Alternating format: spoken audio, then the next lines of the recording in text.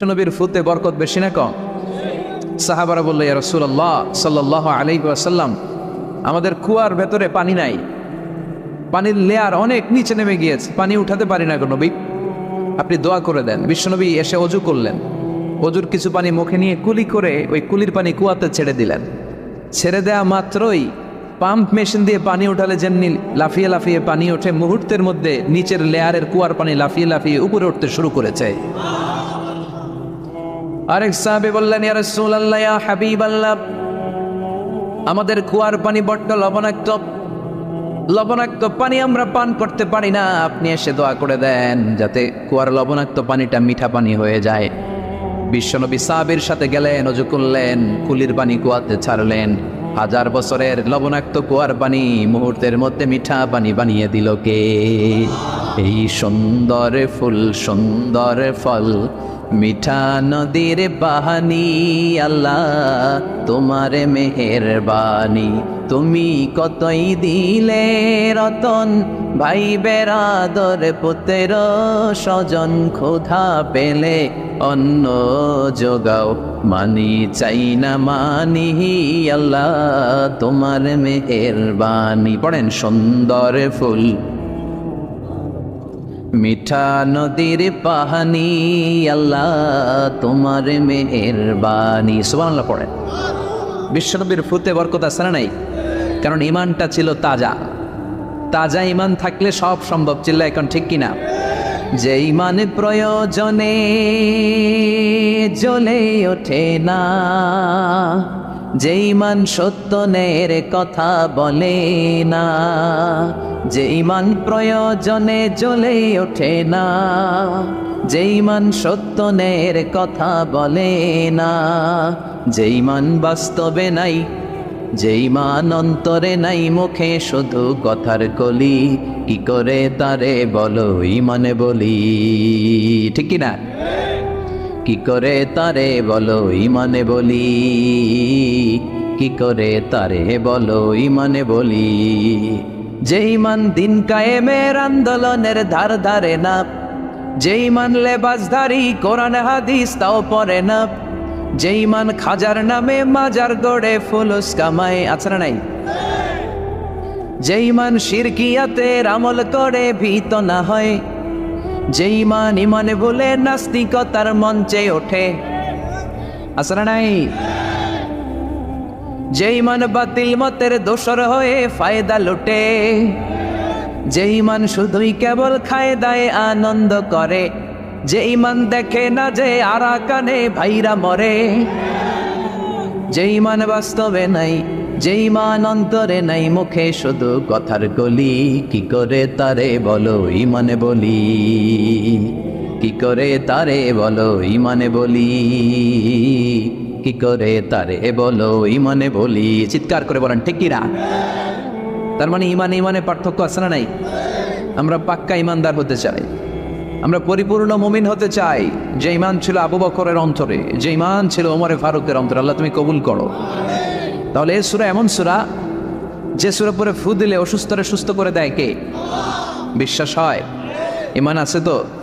গন্ডগোল নাই তো? ফু দিলে সুস্থ হয়ে যাবে। সূরাতুশ শিফা। নিজেই নিজেকে রুকিয়া করবেন, তাবিজ ঝুলাবেন না। তাবিজ ঝুলাতে বিশ্বনবী নিষেধ করেছেন।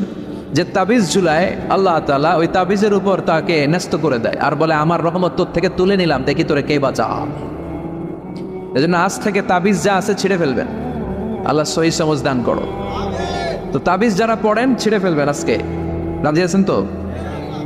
ছিঁড়ে কি করবেন? সূরা ফাতিহা পড়বেন, পড়ে ঝাড়ফুঁক চলবে আজকে থেকে। ঝাড়ফুঁক করা সুন্নাহ। আর তাবিজ দেওয়া হচ্ছে বিদআহ, যেটা বিশ্বনবী শেখায় নাই, সাহাবারা শিখায় নাই, ওইটাতে আমরা যাব না। ঝাড়ফুঁক করবেন। আয়াতুল কুরসি বললে জিনবুত আসতে পারে? কথা বলেন। সূরা ফাতিহা পড়লে আর অসুস্থতা থাকতে পারে? বিশ্বনবীর সাহাবারা একবার সফরে বেরোলেন। সফরে বেরিয়ে হঠাৎ দেখলেন মরুভূমির মাঝখানে কিছু লোক জটলা পাকিয়ে রেখেছে, একটা লোক শুয়ে আছে। আবু সাঈদ আল খুদরি ছিলেন ওই সফরের লিডার। বললেন, কি হয়েছে? তারা বলল, আমাদের নেতাকে সাপে কামড় দিয়েছে, আরেক বর্ণনায় বিচ্ছু কামড় দিয়েছে, বিষের ব্যথায় আমাদের নেতা মারা যাবে। তারা নানা ধরনের বৈদ্যরাজ কবিরাজদেরকে এনে মন্ত্র পড়াচ্ছিল, সবাই মন্ত্র পড়ছিল, ছু মন্তর ছু কালিকুত্তার গৌ। ছোট বাচ্চারা পড়ে, বোঝানোর জন্য বললাম, তারা হয়তো অন্য কিছু পড়ছিল। তো এই যে এগুলো পড়ে ফু দিলে কি ভালো হয়? কথা কন, আরো রোগ বাড়ে, ঠিক কিনা? বাচ্চার হাতে 2টা, গলায় 3টা, কোমরে 4টা, এগুলোর ওজনেই তো বাচ্চা অসুস্থ হয়ে যাবে। কথা বুঝতে পেরেছেন? আবার কোমরে লাগায়, এটারে কি বলে? কাইতন। কি কয়? তাগা। চাচাই বলতেছে তাগা। তাগা টাকা লাগাবেন না, সূরা ফাতিহা পড়ে আজকে থেকে ফু দিতে হবে। আমার মাইকের আওয়াজ নিশ্চয়ই শহরের অনেক দূর যাচ্ছে, মায়েরা বোনেরা শুনে রাখবেন, অসুস্থ আপনি সূরা ফাতিহা পড়ে ফু দেন। বিশ্বনবী রাতের বেলায় বিছানায় যাওয়ার আগে সকাল সন্ধ্যা 3 কুল পড়ে হাতে ফু দিতেন, এরকম 2 হাতটা একসাথে করে এখানে ফু দিয়ে মাথা থেকে শুরু করে মেসেজ করতেন পা পর্যন্ত, দেহের যতটুকু জায়গা যায়। সূরাতুল ইখলাস, সূরাতুল ফালাক, সূরাতুন নাস, এই 3টা সূরাকে একসাথে বলে কুল আস-সালাসা, মানে 3 কুল। কি বলে? এই 3 কুল পড়ে না, যায় লিটন দেওয়ানের কাছে। কই যায়? লিটন দেওয়ান কিছু করতে পারে? তারপর হাতের রেখাতে অনেকে ভাগ্য বলতে চায়, এটা ভুয়া কথা। এই হাতের রেখায় কোনো ভাগ্য থাকে না।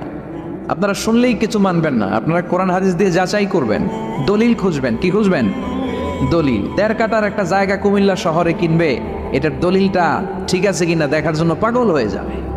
নিজে বুঝে না, আরেকজনের কাছে যায় যে পাক্কা বুঝে, দেখেন দলিলটা ঠিক আছে কিনা। তো 1.5 কাঠা জায়গার দলিল ঠিক আছে কিনা পাগল হয়ে গেলে, যেই জান্নাতের দাম গোটা দুনিয়াটারে 10,000 বার বিক্রি করলেও জান্নাতের একটা চেয়ারের দাম হবে না, ঠিক কিনা? তো ওই জান্নাত আপনি পাবেন যেই আমল করে, ওই আমলের দলিল লাগবে না?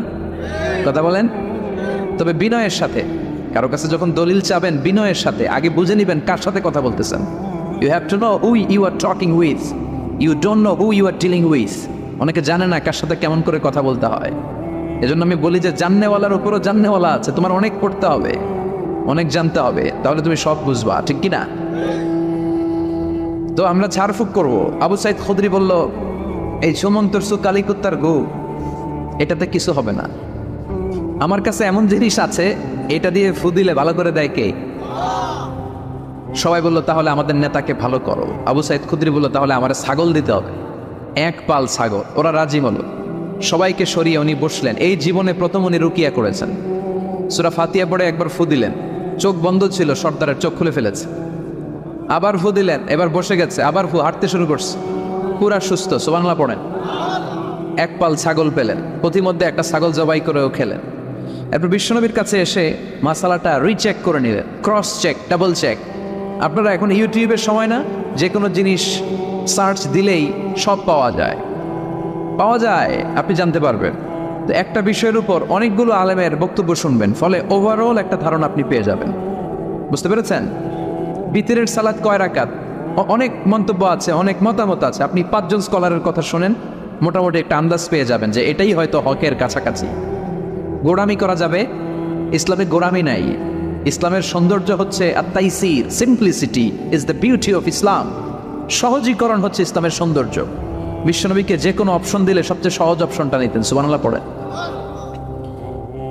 বিশ্বনবীর কাছে এসে বললেন, ইয়া রাসূলুল্লাহ, সূরা ফাতিহা দিয়ে ঝাড়ফুঁক করে এক বর্ণনায় 100টা, আরেক বর্ণনায় 30টা ছাগল আমরা পেয়েছি। প্রতিমধ্যে একটা ছাগল জবাই করে আমরা খেয়েছি। এই যে কোরআন দিয়ে ফু দিয়ে আমরা ছাগল আনলাম, খাইলাম, এই ছাগল নেওয়াটা জায়েজ হয়েছে কিনা বলেন। মাসালা ক্রস চেক করতে আসছে, ডাবল চেক, দেখে বিশ্বনবী কি বলে। বিশ্বনবী বলেন জায়েজ হয়েছে মানে কোরআনের দাম বাড়ায় দিয়ে আসছিস বেটা। আল্লাহু আকবার। কোরআনের দাম তোমরা বাড়িয়ে দিয়ে এসেছো। 30টা বা 100টা ছাগল যাই পাইছো তোমরা, ভাগ বটোয়ারার পরে 2-1টা থাকলে আমারও দিও। তো এটাকে বলে সূরাতুশ শিফা। কোরআনের ভেতরে শিফা দিয়েছে কে?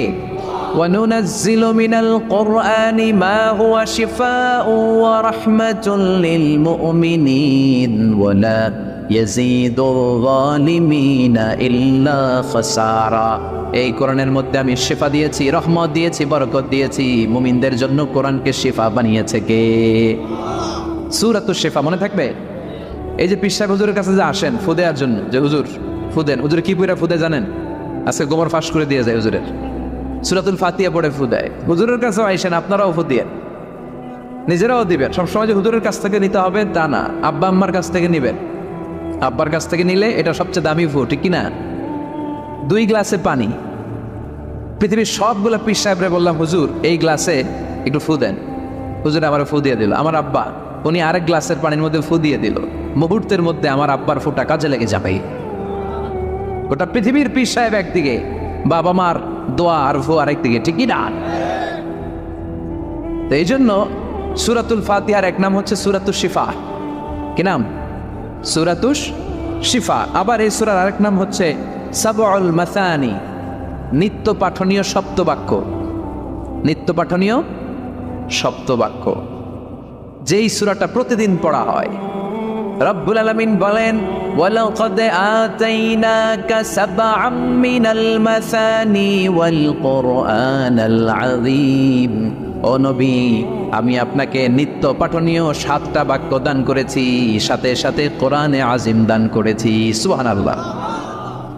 নিত্য পাঠনীয় 7টা বাক্য, এমন 7টা বাক্য এই সূরাতুল ফাতিহা, যে 7টা বাক্য সব সময় পড়তে হয়। যারা প্রতিদিন নামাজ পড়ে, শুধু ফরজ নামাজ পড়ে, তার 17 বার পড়তে হয় এই সূরাটা। সুবহানাল্লাহ মাহফিলের পরে। আর যারা সুন্নাত সহ পড়ে, তাদের প্রতিদিন 32 বার এই সূরাটা পড়তে হয়। তাহলে যেই লোকটার বয়স হয়েছে 50 বছর, সে যদি নামাজি হয়ে থাকে, একটু হিসাব করেন লোকটার বয়স কত? 50। আর লোকটা নামাজি না বেনামাজি? নামাজি। নামাজি লোক বয়স 50 বছর। তাহলে এই 50 বছরে সে যে কত লক্ষবার সূরা ফাতিহা পড়ছে ও নিজে জানে? সুবহানাল্লাহ কই? আল্লাহু আকবার। এমন সূরা যেটা প্রতিদিন পড়তে হয়। আবার বিশ্বনবী বললেন, লা তুহসা আজাইবুহু ওয়ালা তাবলা গরাইবুহু ফিহি মাসাবিহুল হুদা ওয়া মানারুল হিকমা। কোরআন এমন কিতাব, সূরাতুল ফাতিহা এমন সূরা, এই সূরার আশ্চর্যান্বিতার কোনো শেষ নাই। এই সূরা কোনোদিন পুরান হয় না। যাদের 80 বছর বয়স, কত কোটিবার আপনি সূরা ফাতিহা পড়ছেন? বুকে হাত দিয়ে বলেন তো, কখনো কি আপনার মনে হয়েছে যে প্রত্যেক দিন নামাজটা শুরু করলে এই সূরাটা দিয়ে শুরু করতে হয়? কত কোটিবার বললাম, আর ভাল লাগে না, পুরান পুরান লাগে। বুকে হাত দিয়ে বলেন, দাঁড়ান একজন, যে হুজুর আমার কাছে আর ভাল লাগে না, সূরাতুল ফাতিহা পড়তে পড়তে এটা পুরান লাগে, কালকের থেকে কুল ফল্লা দিয়ে শুরু করো। এরকম ডাকাইতে আছে কেউ? নাই, কারণ কোরআন কখনো পুরান হয় না। যতই পড়ি ততই নতুন। চিল্লায় পড়েন আল্লাহু আকবার। এই জন্য বিশ্বনবী বললেন, ও উম্মতেরা শোনো, 7টা আয়াত বিশিষ্ট এই সূরাটাকে দেখতে ছোট মনে হয়, সবার মুখস্থ, প্রত্যেকের কলিজার ভেতরে আছে। তোমাদের কাছে সাধারণ মনে হয়, সূরাটা সাধারণ না, অসাধারণ করে সূরাটারে নাজিল করেছে কে? পড়েন সবাই, আউযু বিল্লাহি মিনাশ শাইতানির রাজীম। বিসমিল্লাহির রহমানির রহিম। আলহামদুলিল্লাহি রাব্বিল আলামিন। আর রহমানির রহিম। মালিকি ইয়াউমিদ্দিন। ইয়াকা না'বুদু ওয়া ইয়াকা নাস্তাঈন। ইহদিনাস সিরাতাল মুস্তাকিম। সিরাতাল লাযীনা আন'আমতা আলাইহিম গায়রিল মাগদুবি আলাইহিম ওয়ালাদ-দাল্লিন। চিল্লায় পড়েন আমিন। আর জোরে আমিন। আপনাদের মনোযোগ আসছে না গেছে? কষ্ট হচ্ছে? কি বলেন? আমার তো কষ্ট হচ্ছে। রাত বাজে 12টা বাস, এখনো আপনাদের ধৈর্যচ্যুতি হয় নাই। কফি খেয়ে আসছেন বোধহয়। কি কফি খাইছেন বলেন? নেসক্যাফে, এসপ্রেসো, মোকা, লাটে, ওল্ড টাউন কফি, স্টারবাকস, এগুলো খেয়ে আসছেন? কষ্ট হচ্ছে না তো? ফজর পড়তে কষ্ট হবে তো আপনাদের? শুনবেন আরো 2 মিনিট? কতক্ষণ শুনবেন? হ্যাঁ, আল্লাহ তুমি কবুল করো। আরো জোরে পড়েন আমিন। 7টা আয়াত বিশিষ্ট সূরা।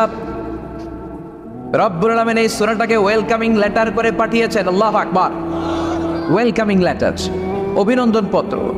মন্ত্রী যদি আসে আমাদের প্রোগ্রামে, মাঝে মাঝে মন্ত্রী, MP, member of the parliament, ওনারা আসে না? আসলে আমরা ওয়েলকামিং লেটার দেই, স্মারকলিপি দেই, অভিনন্দন পত্র দেই, ঠিক কিনা? অভিনন্দন পত্রের ভেতরে 3টা জিনিস থাকে। কয়টা? চিল্লায় বলেন। প্রথমে থাকে প্রশংসা, মন্ত্রীর প্রশংসা। এরপর থাকে পরিচয়, এরপর থাকে দাবি দেওয়া। 3টা পার্ট থাকে একটা ওয়েলকামিং লেটারে। কয়টা পার্ট?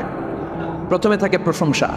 মন্ত্রীর প্রশংসা করি যে আপনি 1000 বছরের শ্রেষ্ঠ সন্তান, আপনার চেয়ে ভালো মানুষ এই এলাকায় নাই, আপনার চরিত্র ফুলের চেয়েও পবিত্র। এগুলো আমরা বলি, প্রশংসা করতে হয়, ঠিক কিনা? দ্বিতীয় পর্যায়ে থাকে ওয়েলকামিং লেটারের ভেতরে নিজেদের পরিচয়, আপনারা কারা। তারপর আমরা পরিচয় দিই যে আমরা এই মসজিদের গভর্নিং বোর্ডের মেম্বার্স, আমরা এই মসজিদের লোক, আমরা এই হাই স্কুলের সদস্য, আমাদের একটা একাডেমিক ভবন লাগবে, আমাদের মসজিদের 3 তলার কাজ ধরেছি, ওইটা লাগবে ওইটা লাগবে, এগুলো আমরা পরে বলি। আমরা নিজেদের পরিচয় দেই, প্রশংসার পরে আমরা পরিচয় যে আমরা এই মাহফিলের ইন্তেজামিয়া কমিটি, আমরা এই স্কুলের গভর্নিং বোর্ডের সদস্য, নিজেদের পরিচয় দেই, প্রশংসাও করলাম, পরিচয়ও দিলাম। এরপরে আছে কি? দাবি দেওয়া। আমাদের দাবি মানতে হবে, নইলে গদি ছাড়তে হবে। এরপরে আমরা দাবি দেওয়াতে যাই। তো সূরাতুল ফাতিহাটাকে আল্লাহ তাআলা এরকম একটা ওয়েলকামিং লেটারের মতো করে পাঠালেন। আল্লাহ বোঝাতে চাইলেন প্রতিদিন পড়বি তো, এই জন্য 3 ভাগ করে দিলাম। সুবহানাল্লাহ।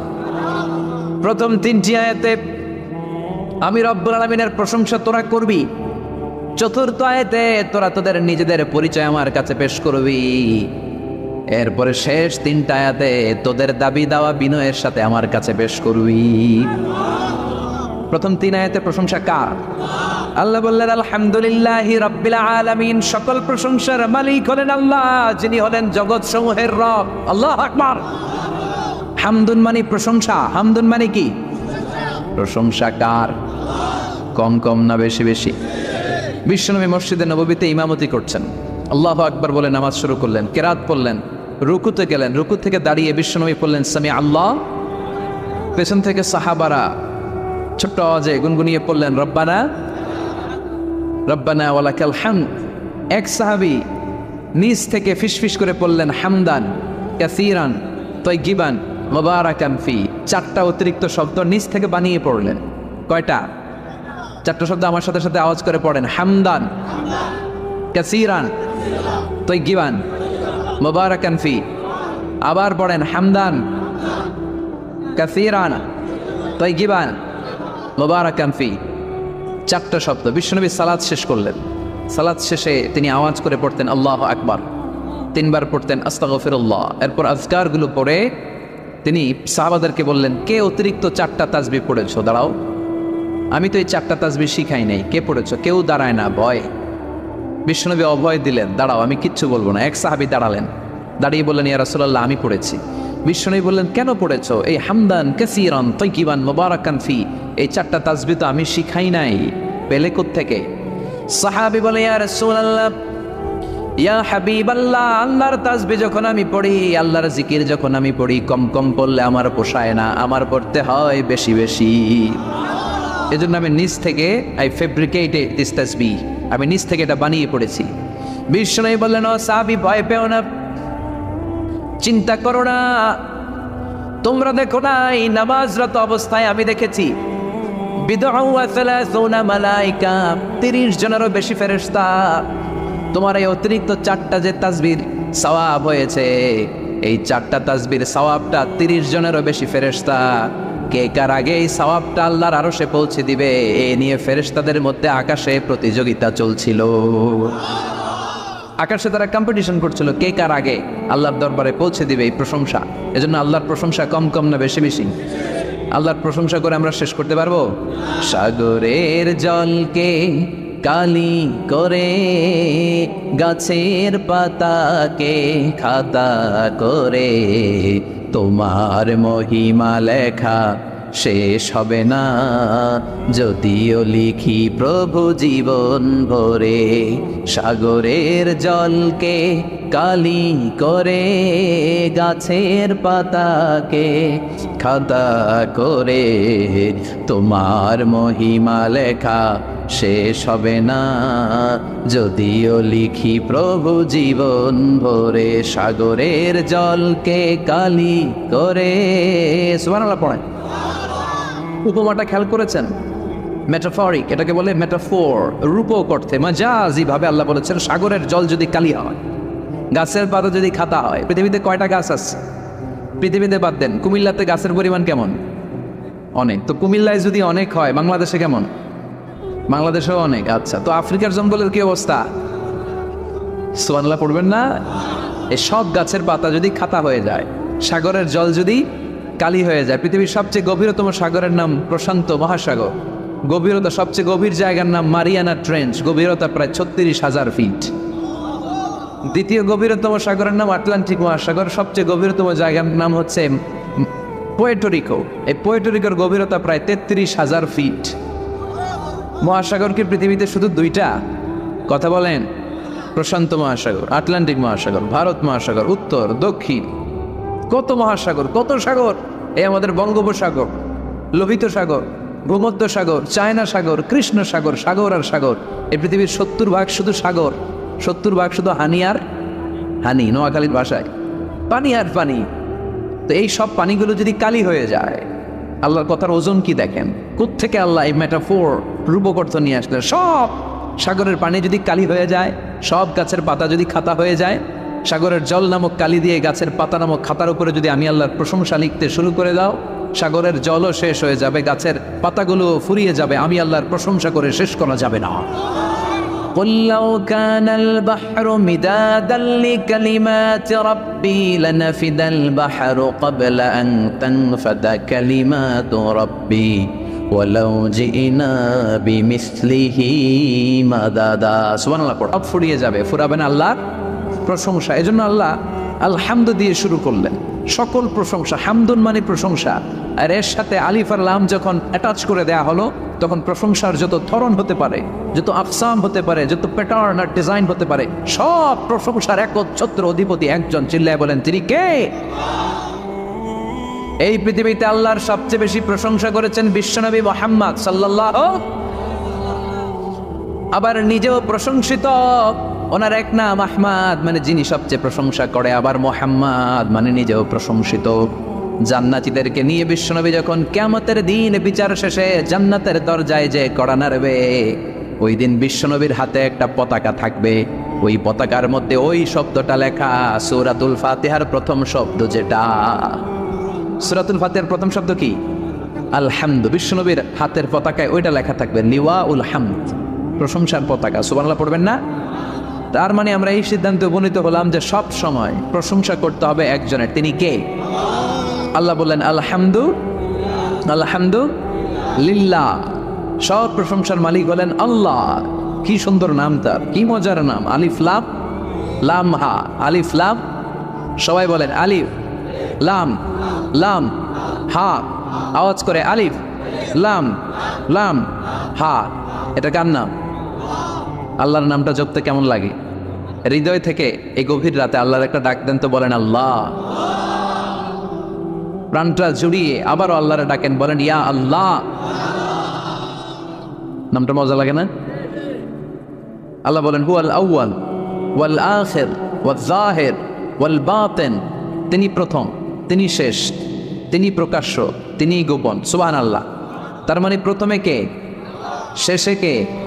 প্রথমে আল্লাহ আল্লাহ, শেষেও আল্লাহ আল্লাহ, আকাশে আল্লাহ আল্লাহ, জমিনে আল্লাহ আল্লাহ। সবাই পড়েন, প্রথমে আল্লাহ আল্লাহ, শেষেও আল্লাহ আল্লাহ, আকাশে আল্লাহ আল্লাহ, জমিনে আল্লাহ আল্লাহ। নিখিল জাহান গায়ে গুণগান তার নামে গায়, আমরাও গাহি তাআলা হামদে বারি তাআলা, হামদে বারি তাআলা, হামদে বারি তাআলা।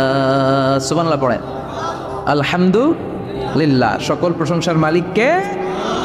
আল্লাহ বললেন সকল প্রশংসার মালিক হলাম আমি, আর আমি হলাম রব্বিল আলামিন, জগৎ সমূহের রব। আল্লাহর আরেক নাম হলো রব। আল্লাহর আরেক নাম কি? কবরের প্রথম প্রশ্ন কি? আমার রব্বুক, তোমার রবকে? আমাদের উত্তর কি?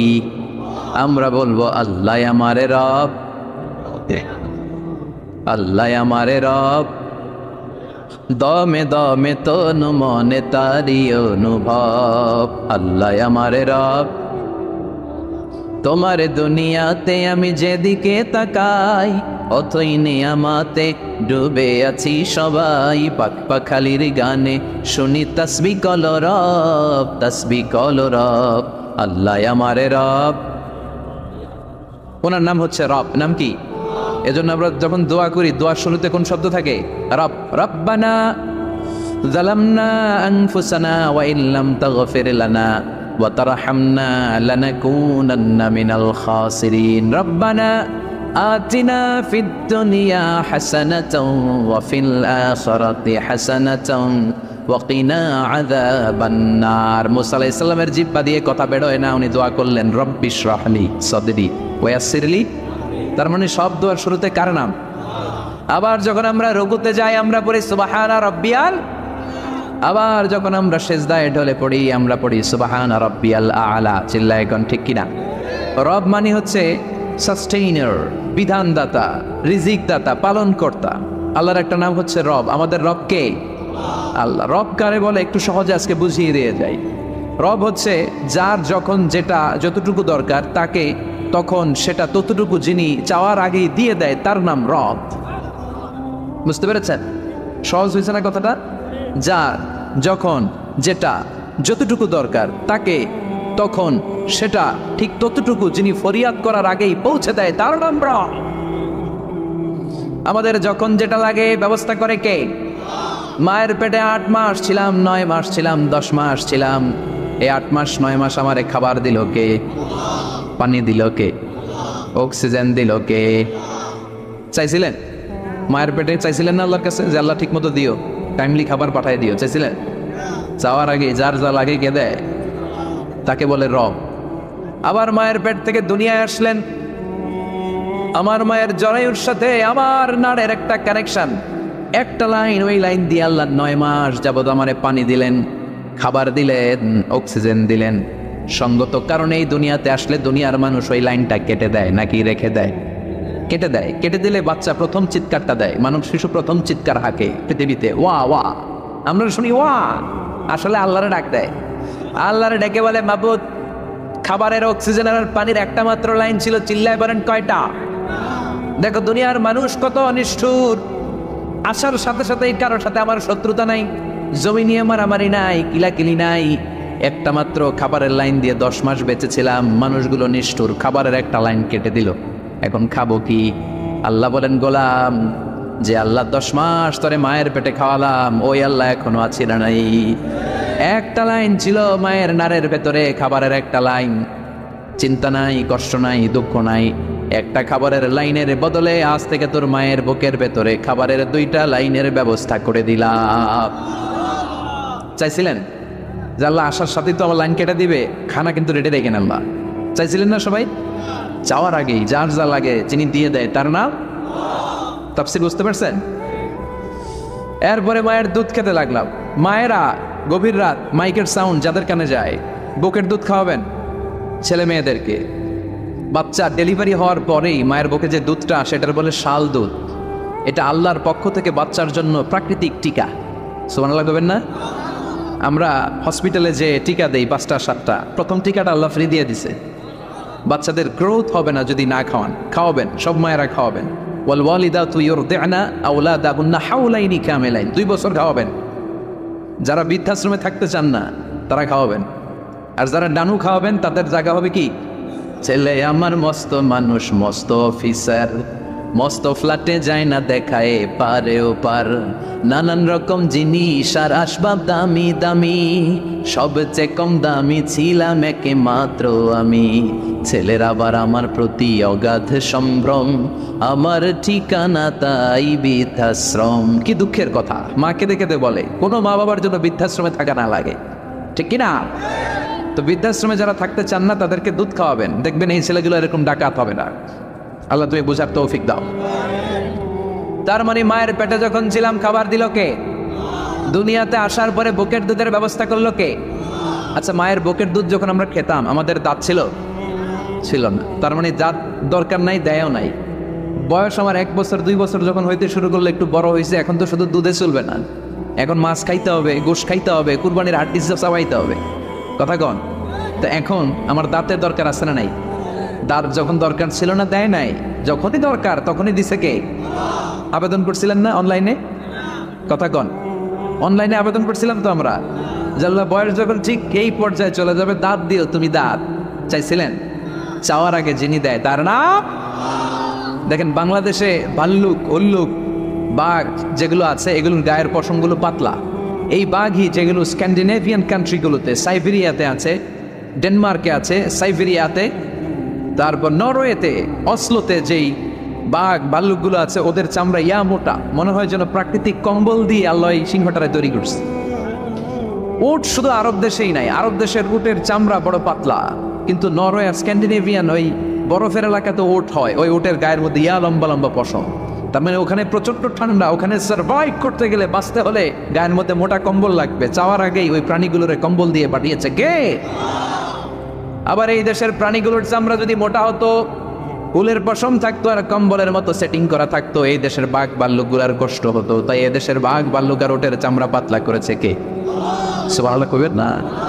যার যখন যেটা যতটুকু দরকার তাকে তখন সেটা ততটুকু চাওয়ার আগে যিনি দেয় তার নাম। আমরা আসলে ভুলে গেছি যে আমরা চলে যাব, মাটির কবরে কিন্তু আমাদের সবাইকে যেতে হবে, ঠিক কিনা? একদিন মাটির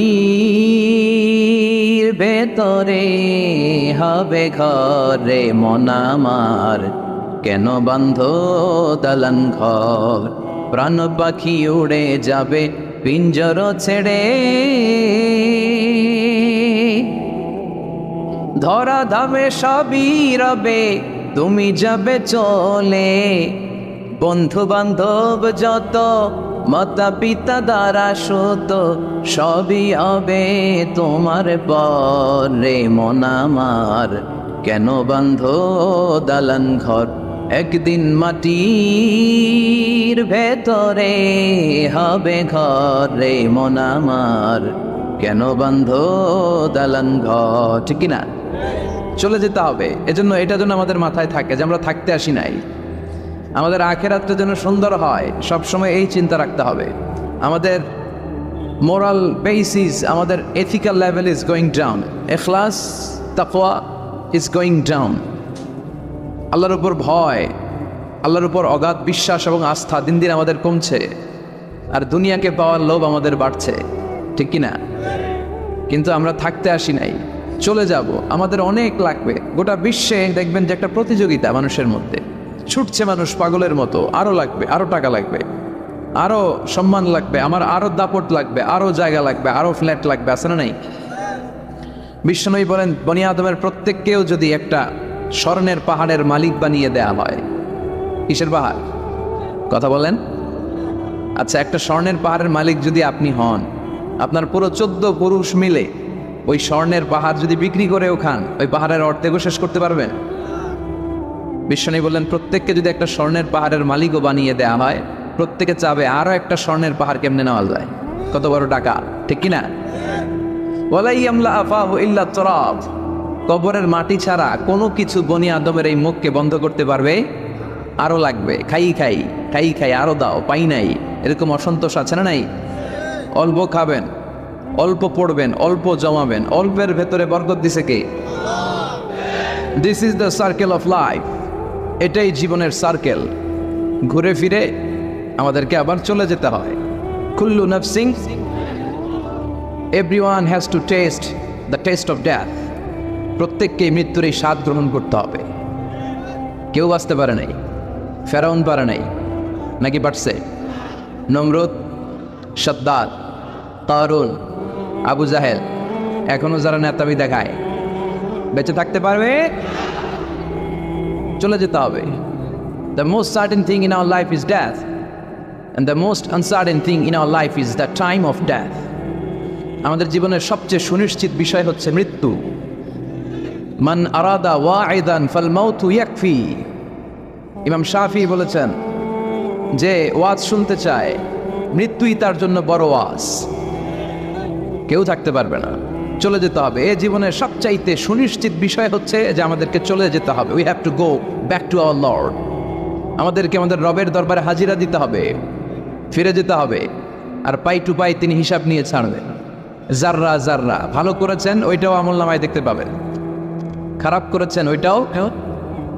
একজনের সালাম দিয়েছেন আমলনামায় লেখা আছে, উপকার করেছেন লেখা আছে, দুজন ঝগড়া লেগেছিল লেখা আছে, দুজনের মধ্যে মিলিয়ে দিছেন এটাও লেখা আছে। ইসলামের পক্ষে কথা বলছেন যারা, লেখা আছে। আর ইসলামের বাস দিয়েছেন যারা, ওইটাও লেখা আছে। যা যা করেছেন জীবনে সব, কিভাবে কাটিয়েছেন, সম্পদ কোথায় ব্যয় করেছেন, কোন পন্থায় উপার্জন করেছেন, হালাল পন্থায় না টেবিলের নিচ দিয়ে ঘুষ নিয়েছেন, সব লেখা আছে না নেই? দেশের টাকা পাচার করে পেট বড় করা হয়েছে, দেশের 12টা বাজানো হয়েছে, সব লেখা আছে, ঠিক কিনা? সেদিন আল্লাহর সুপ্রিম কোর্টের কাঠগড়ায় পাই টু পাই হিসাব নিয়ে ছাড়বে কে? এজন্য কেউ যেটা দেখে না, দেখে কে? মাজার জিয়ারত করা যাবে, কিন্তু মাজারে যে সেজদা দেয়া যাবে? আল মাইয়িতু ফিল কবর কাল গরীকু ফিল বাহর। সাঁতার না জানা ব্যক্তি সাগরে পড়লে যেমন অসহায়, মরে গেলে মানুষটা তার চেয়েও বেশি অসহায়। সে আপনারে কি দিবে? আপনি বরং দিবেন যে সালাম দিবেন, আসসালামু আলাইকুম আহলা দিয়ার মিনাল মুমিনিন ওয়াল মুসলিমিন ওয়া ইন্না ইনশাআল্লাহু বিকুম লাহিকুন আনতুম লানা সালাফ নাহনু লাকুম তাবা ওয়া ইন্না ইনশাআল্লাহু বিকুম লাহিকুন ইয়ারহামুল্লাহুল মুস্তাকদিমিনা বিন্না ওয়াল মুস্তাখিরিন। এই দোয়াগুলো পড়বেন, তার জন্য ফাতিহা পাঠ করবেন, দোয়া করবেন, তার কবরের আযাবকে মাফ করে দিবে কে? তো আপনার দোয়ায় ওর কবরের আযাব মাফ হয়, ও আপনারে কি করবে? এগুলো না বুঝে লোকজন মাজারে যে লাল শালু দেয়, আগরবাতি দেয়, মোমবাতি দেয়, ছাগল দেয়, গরু দেয়, টাকা দেয়, পয়সা দেয়, আছে না নাই? সন্তান হয় না, সন্তানের জন্য যায়। মেয়ে আছে, ছেলে হয় না, এরকম আছে না নাই? মাজারে গেলে সন্তান পাওয়া যায়, মাজারে না গেলে সন্তান পাওয়া যায় না। সন্তান দেয় কে? মাজারে না গেলে যদি সন্তান না হতো, ছাগলের যে বাচ্চা হয়, ছাগল কোন মাজারে যায়? গরুর যে বাচ্চা হয়, গরু কোন মাজারে মানত করে? আকল খাটালেই বোঝা যায়। চিল্লা এখন ঠিক কিনা? এজন্য মাজার কেন্দ্রিক ভণ্ডামিকে কোনোভাবেই প্রশ্রয় দেওয়া যাবে। আমরা একজনকে সেজদা করি, চিল্লায় বলেন তো তিনি কে? এটার নাম তাওহীদ। এটার নাম কি? তাওহীদেরই মুর্শিদ আমার মুহাম্মাদের নাম বলো, মুহাম্মাদের নাম, আল্লাহর নাম জপলে বুঝতে পারি, আল্লাহরই কালাম বলো মুহাম্মাদের নাম, ওই নামেরই রশি ধরে যাই আল্লাহর পথে, ওই নামেরই ভেলায় চড়ে ভাসি নূরের স্রোতে, ওই নামের বাতি জেলে দেখি আরশের মুকাম বলো মুহাম্মাদের নাম। পড়েন সবাই, তাওহীদেরই মুর্শিদ আমার মুহাম্মাদের নাম বলো, মুহাম্মাদের নাম, আল্লাহর নাম জপলে বুঝতে পারি, আল্লাহরই কালাম বলো মুহাম্মাদের নাম। সুবহানাল্লাহ পড়েন। এটার নাম তাওহীদ। এক আল্লাহ বিশ্বাসী হওয়া, এক আল্লাহর কাছে চাওয়া, বিপদে আপদে সকালে বিকালে সব সময় আমরা একজনের কাছে চাইব। তিনি কে? আপনার যত চাওয়া আছে সব পাওয়াকে যদি তিনি পাওয়াতে রূপান্তরিত করে, আপনার যা লাগবে সবও যদি সবাইকে সব দিয়ে দেয়, তারপরও তার ধনভাণ্ডারের কিছু কমবে? কি বিশাল ধনভাণ্ডারের মালিক, কি ক্ষমতার মালিক, কি মর্যাদার মালিক। এই দামি আল্লাহরে রেখে দিয়ে আমরা মাজারে যেয়ে সেজদা দেই, মাজারে যেয়ে চাই। এজন্য মাজারে চাওয়া যাবে না, চাইতে হবে কার কাছে? আল্লাহ তুমি আমাদেরকে সহি সমঝ দান করো। আমরা পড়ি আমিন, আরো জোরে পড়ি আমিন। খিলপাড়া ফুরকানিয়া মাদ্রাসার উদ্যোগে, মাদ্রাসাটা কোন দিকে? এপাশেই, মাশাআল্লাহ। আজকের প্রোগ্রামের সভাপতি হচ্ছেন জনাব আলহাজ আব্দুল মান্নান মনু, চেয়ারম্যান ৮ নং বেলঘর দক্ষিণ ইউনিয়ন পরিষদ। মনু ভাই না? মনু ভাই আসছে? আসে নাই? অসুস্থ। বরিশালে মানুষের বলে মনু, কি বলে? মনু, ডাইলে লবণ দেছো না দেবা? মুই 20 টাকার কাম ভরছি, 15 টাকা দিলে কেন? 5 টাকা দেবা না ঠাবাটাবি বাজাবা? এগুলো হচ্ছে বরিশালের ভাষা। এরা মানুষের বলে মনু। তো আপনাদের মনু ভাই, আপনাদের চেয়ারম্যান, আল্লাহ ওনারে কবুল করুক। আমার আগে কথা বলেছে হযরত মাওলানা আব্দুল মালিক আশরাফি সাহেব, কারি খন্দকার মোহাম্মদ শহীদুল হক সাহেব, হানিফুল ইসলাম আমিনী সাহেব। যারাই কথা বলেছে নিঃসন্দেহে কোরআন থেকে বলেছে। আর কোরআন থেকে কথা বললেই সেখানে শুনবার জন্য পঙ্গপালের মতো আমরা একত্রিত হয়ে যাই। এই কোরআনের আওয়াজকে এদেশ থেকে স্তব্ধ করা যাবে না, ঠিক কিনা? অনেক ষড়যন্ত্র ছিল, আছে, থাকবে, কিন্তু এই পথ থেকে আমরা পিছনে সরবার মানুষ নই। চিল্লা এখন ঠিক কিনা? বিশ্বনবীর আলটিমেটাম দেয়া হয়েছে, আমাদেরকেও আলটিমেটাম দেয়। বিশ্বনবীরে আলটিমেটাম দেয়া হলো, তোমাকে নারী দেয়া হবে, সম্পদ দেয়া হবে, ক্ষমতার চেয়ারে বসিয়ে দেয়া হবে। 3 দফা দেয়া হলো নবীরে। কয় দফা? নারী দেয়া হবে, সম্পদ দেয়া হবে, ক্ষমতার চেয়ার দেয়া হবে। এই লা ইলাহা ইল্লাল্লাহ মুহাম্মদুর রাসূলুল্লাহ এর দাওয়াতকে তুমি বন্ধ করে দাও। বিশ্বনবী বললেন, তোমাদের 3 দফা, আমার তো 1 দফা। বিশ্বনবীর কয় দফা? লা ওয়াদাউ আশ-শামসা ফি ইয়ামিনি ওয়াল কামারা ফি ইয়াসারি। নারী, সম্পদ আর ক্ষমতা, এটা তো ছোট্ট একটা বিষয়। আকাশের চাঁদ যদি 1 হাতে দাও, সূর্য যদি আরেক হাতে দাও, এই কালিমার রাস্তা থেকে কেউ আমার পিছনে সরাতে পারবে না। এজন্য ইসলামের বিজয় অবশ্যম্ভাবী। বিশ্বাস হয়? ওয়াদাটা কার? ইসলামের আওয়াজকে থামিয়ে দেয়া যায়? ওরা ইসলামকে মাটিতে গেড়ে ফেলতে চায়, কিন্তু ইসলাম হচ্ছে চারা বীজের মতো, মাটিতে গাড়লে আরো উপরের দিকে ওঠে। সুবহানাল্লাহ পড়েন। ইসলামের বিজয় অবশ্যম্ভাবী। গোটা বিশ্বব্যাপী ইসলামের জয় জয় গান। মুসলমান হওয়ার সংখ্যা বাড়ছে, আলহামদুলিল্লাহ পড়েন। ইউরোপ আমেরিকাতে দিন দিন মুসলমান বাড়ছে। 2070 সালে ইউরোপ এবং আমেরিকাতে ধারণা করা হচ্ছে খ্রিস্টানের চেয়ে মুসলমানের সংখ্যা বেড়ে যাবে। মসজিদ মাদ্রাসা বাড়ছে, ইসলামিক ইনস্টিটিউশন বাড়ছে, ইসলামিক রিসার্চ বাড়ছে, হালাল ইকুইপমেন্ট, হালাল এন্টারটেইনমেন্ট, হালাল রিসার্চ বিশ্বব্যাপী জনপ্রিয় থেকে আরো জনপ্রিয় হচ্ছে। এজন্য ইসলামের বিজয়কে কেউ ঠেকিয়ে রাখতে পারবে? ওই ইসলাম পেয়ে আমরা খুশি না বেজার? এজন্য সব সময় নামাজের পরে আমরা পড়ি রদিতু বিল্লাহি ওয়া বিল ইসলামি দীনা। আল্লাহকে রব হিসেবে পেয়ে আমরা খুশি, ইসলামকে ধর্ম হিসেবে পেয়ে আমরা খুশি, ঠিক কিনা? আমাদের জীবনের প্রতিটা অঙ্গনে যেন আমরা ইসলামকে মানতে পারি, আল্লাহ তৌফিক দাও। আরো জোরে পড়েন আমিন। এই যে কোরআনের প্রতি আবেগ, উচ্ছ্বাস, এটাই প্রমাণ করে এদেশে ইসলামের বিজয়কে কেউ ঠেকিয়ে রাখতে পারবে না। এটা অসম্ভব। Today or tomorrow, today or ইসলামের বিজয় হবেই। টুডে অর টুমরো আমাদের সংসদ ভবনে আমাদের লাল সবুজের পতাকার পাশে শোভা পাবে লা ইলাহার পতাকা। এটা আমাদের বিশ্বাস, এটা আমাদের স্বপ্ন। আমরা ইসলামকে একটা বিজয়ী শক্তি হিসেবে দেখতে চাই। বিশ্বনবীকে আল্লাহ তাআলা অনেক দায়িত্ব দিয়ে পাঠিয়েছেন। প্রাইম রেসপন্সিবিলিটি, দায়িত্ব হচ্ছে লিউযহিরাহু আলা দীনি কুল্লি। পৃথিবীতে মানব রচিত যত মত, যত পথ, যত কথা, যত আইডিওলজি, যত ডক্ট্রিন আছে, সব কিছুর কবর রচনা করে ইসলামের পতাকা উড়াইয়া দিতে হবে। এটা বিশ্বনবীর প্রাইম রেসপন্সিবিলিটি। এই দায়িত্ব নিয়ে বিশ্বনবী এসেছেন। আমরাও যেন ওই পথের পথিক হতে পারে, আল্লাহ তৌফিক দাও। আমি এই বইটা থেকে কিছু কথা বলবো। আমরা বক্তারা এই বইটা থেকেই কথা বলি। বলেন তো বইটার নাম কি? এই কোরআনে কোনো ভুল আছে? সন্দেহ আছে? সংশয় আছে? প্রতিদিন এই বইটা একটু একটু তেলাওয়াত করবেন তো ইনশাআল্লাহ? পড়েন প্রতিদিন একটু একটু করে হলেও এই কোরআনের বঙ্গানুবাদ পড়বেন তো ইনশাআল্লাহ? পড়েন। আমরা কোরআনের অর্থ বুঝি না, ফলে কোরআনের কথাগুলো আমাদের হৃদয়ে টাচ করে না। আরব শায়েখরা যখন তেলাওয়াত করেন, আযাবের আয়াত আসলে কাঁদে, জান্নাতের আয়াত আসলে সাবলীল কণ্ঠে তেলাওয়াত করে। আর আমাদের তারাবির নামাজে কখন যে আযাব যায়, কখন জান্নাত যায়, জাহান্নাম যায়, কিছুই টের পাওয়া যায় না। আমরাও বুঝি না, হুজুরও বুঝে না। কথা কর। আর এত দ্রুত কোরআন পড়ে, জাপানের বুলেট ট্রেনও ফেল। খবরদার, রুব্বা কারিল কোরআন ওয়াল কোরআন ইয়ালআনুহু। কোরআনের এমন অনেক আবৃত্তিকারী আছে, তেলাওয়াতকারী আছে, যাদেরকে কোরআন রহমত না দিয়ে লানত দেয়। আল্লাহ আমাদেরকে হেফাজত করো। আমি সূরাতু আল হাশরের 20 নম্বর আয়াত তেলাওয়াত করেছি। আয়াতটা সবার মুখস্থ আছে না? এই আয়াতে আল্লাহ বলছেন, লা ইয়াস্তাবি আসহাবুন নার ওয়া আসহাবুল জান্নাহ, আসহাবুল জান্নাতি হুমুল ফাইজুন। আল্লাহ বললেন, জান্নাতীরা আর জাহান্নামীরা তারা সমান নয়। জান্নাতীরা হচ্ছে সফল কাম। কার কথা? এই কথায় কোনো সন্দেহ আছে? গোজামিল আছে? জান্নাতীরা সফল কাম। আপনি যদি জীবনে সফল হতে চান, আপনাকে জান্নাতি হতে হবে, ঠিক কিনা? কারণ জান্নাত এমন জায়গা যেখানে কোনো কষ্ট নাই, যেখানে কোনো দুঃখ নাই, যেখানে আছে খালি আরাম আর আরাম।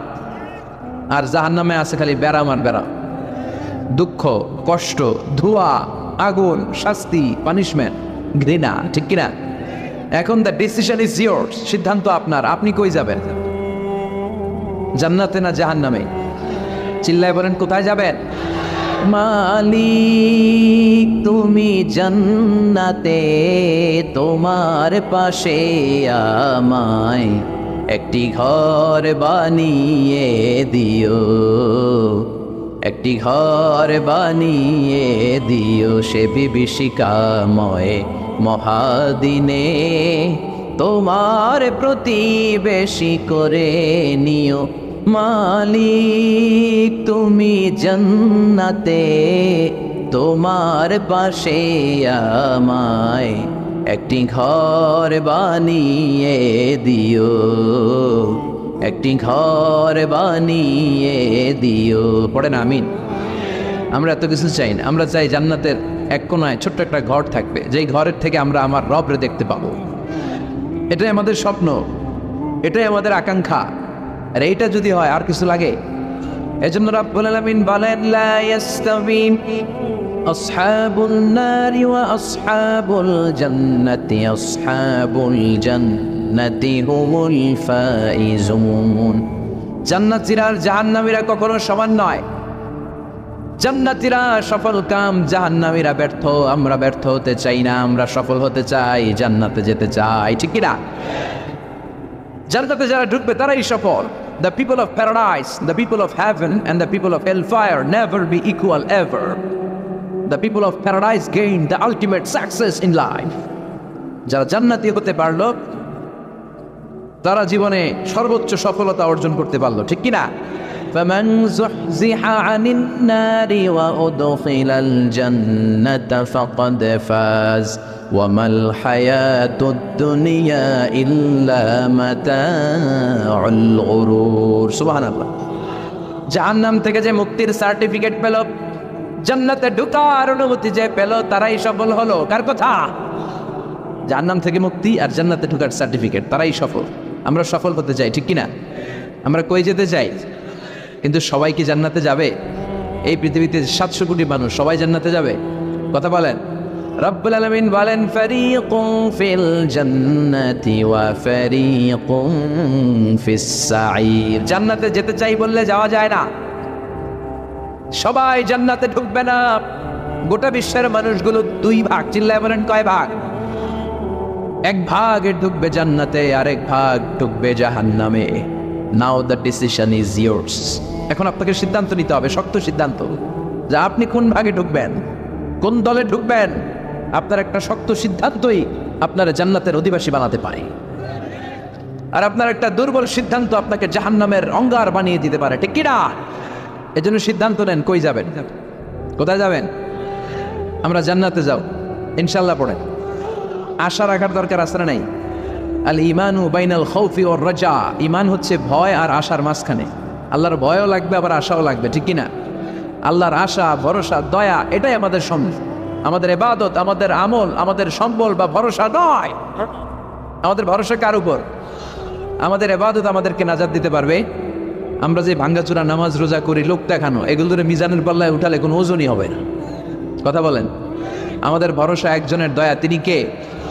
রোজ হাসরে আল্লাহ আমার করোনা বিচার, আল্লাহ করোনা বিচার, বিচার চাহি না তব দয়া চাহে এ গুনাহগার, আল্লাহ করোনা বিচার। পড়েন আমিন। বিচার চাই না দয়া চাই? কথা বলেন। বিচার করলে বাঁচার উপায় আছে? আল্লাহ যদি কয় নামাজ পড়লি না কেন, রোজা রাখলি না কেন, জাকাত দিলি না কেন, চোখের হেফাজত করলি না কেন, পর্নোগ্রাফি দেখলি কেন, সুদ খালি কেন, ঘুষ খালি কেন, 14ই ফেব্রুয়ারিতে লাফালাফি করলি কেন? যদি ধরে, আসতেছে না একটা ডেট, কি নাম এটার? ভ্যালেন্টাইন।